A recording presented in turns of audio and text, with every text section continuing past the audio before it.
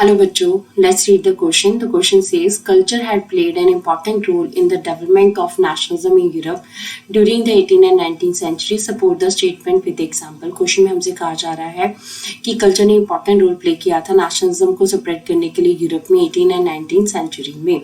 तो हमें अपने सपोर्ट में इस स्टेटमेंट के सपोर्ट में हमें कुछ एग्जांपल्स देनी है और इस स्टेटमेंट को हमें क्लेरिफाई करना है। तो ये एक लॉन्ग आंसर है, इसको हम एक्सप्लेन करते हैं कि इसका मीनिंग क्या है, क्या सच में कल्चर ने इंपॉर्टेंट रोल प्ले किया था नेशनलिज्म को सेपरेट करने के लिए। So let's read about the answer. So romantic imagination and national feeling जो है दे आर इम्पॉर्टेंट। अब इसमें culture, art, stories, music they helped in the shape of the national feeling. National feeling को shape देने के लिए culture ने important role play किया, आर्ट ने, स्टोरीज ने, म्यूजिक ने, सब ने इम्पॉर्टेंट रोल जो है वो प्ले किया। तो इसमें हम सबसे पहले अगर बात करते हैं तो रोल ऑफ रोमांटिज्म की हम बात करते हैं। सो रोमांटिज्म था क्या? एक culture movement that developed a specific form of national sentiment. एक ऐसी कल्चर मूवमेंट जिसने की नेशनल सेंटिमेंट्स को क्या किया था, डेवलप किया था। So that is known as romanticism. Romantic artist जो है and poets, romantic artist and poets they criticize the glorification of reason and science. देखिए, अब रोमांटिक जो आर्टिस्ट थे, पोइट्स थे, जो कल्चर, आर्ट, म्यूजिक को आगे प्रमोट करते थे, तो उन्होंने क्रिटिसाइज किया किसको? रीजन और साइंस को। दोनों चीजों की इन्होंने ग्लोरिफिकेशन को जो है इन्होंने क्रिटिसाइज किया। They tried to create a sense of shared collective heritage, a basis of nation. अब इन्होंने क्या करने की कोशिश की? इन्होंने कलेक्टिव हेरिटेज को क्रिएट करने की कोशिश की। अब देखिए, हर नेशन का जो है अपना हेरिटेज होता है, बट कुछ वजह से लोग क्या करते हैं, उससे अलग हो जाते हैं।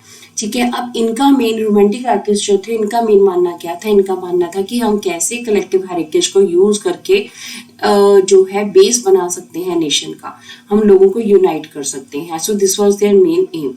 अब यहाँ पे अगर हम एग्जांपल की बात करें, हम जॉन गॉटफ्राइड की बात करते हैं। He was a German philosopher that claimed true German culture was to be discovered among the common people as दासबॉक। अब देखिए, जर्मन फिलोसोफर थे वो। जर्मन यूनिफिकेशन की अगर हम बात करें तो इस टाइम के ऊपर ने कहा कि अगर जर्मन कल्चर को, ट्रू जर्मन कल्चर को जो है क्लेम करना है, तो क्या चीज को आपको डिस्कवर करना पड़ेगा कि लोगों को, कॉमन लोग जो हैं, इनको ज्वाइन करना पड़ेगा, इनका अपना जो कल्चर है इसको आगे लाना पड़ेगा, तभी उनके अंदर नेशनलिज्म आएगा, नेशनल फीलिंग आएगी। तो दासबॉक यानी कि जो कॉमन उनका कल्चर है, इस चीज को आगे लाना पड़ेगा।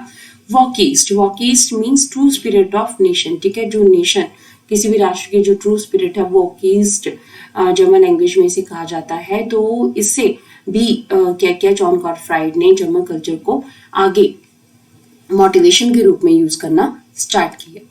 अब अगर हम रोल ऑफ म्यूजिक की बात करें, म्यूजिक ने कैसे इंपॉर्टेंट रोल प्ले किया? कल्चर में ही म्यूजिक हमारे पास आता है। तो music was used to spread the national feeling. अब देखिए, म्यूजिक, संगीत को यूज किया गया नेशनल फीलिंग्स को स्प्रेड करने के लिए। सॉन्ग्स हैं, इनको यूज किया गया नेशनल सेंटिमेंट को यूज करने के लिए। म्यूजिक के साथ साथ यहाँ पर जो इम्पोर्टेंट रोल प्ले किया that was of Karol Kurpinski. इन्होंने म्यूजिक को बड़े अच्छे तरीके से यूज किया। He celebrated national feelings through the operas and music. देखिए, ही बिलोंग्स टू पोलैंड। अब पोलैंड जब रशिया के जो है वो कब्जे में आ गया, तो उस टाइम के ऊपर इन्होंने म्यूजिक का सहारा लिया अपनी नेशनल फीलिंग्स को जो है व्यक्त करने के लिए। He turned folk dances, polonaise and mazurka. ठीक है, पोलोनेज एंड मोज़ारिका ये फोक डांसेस थे, जैसे हर एरिया के अपने फोक डांसेस होते हैं, तो इन्होंने इनको यूज किया नेशनलिज्म सेंटिमेंट को स्प्रेड करने के लिए। ठीक है, नेशनल सिंबल्स के रूप में इन्होंने इनको यूज किया। सो रोल ऑफ, अगर लैंग्वेज की बात करें, लैंग्वेज ने किस तरह से जो है वो कल्चर में इंपॉर्टेंट रोल प्ले किया?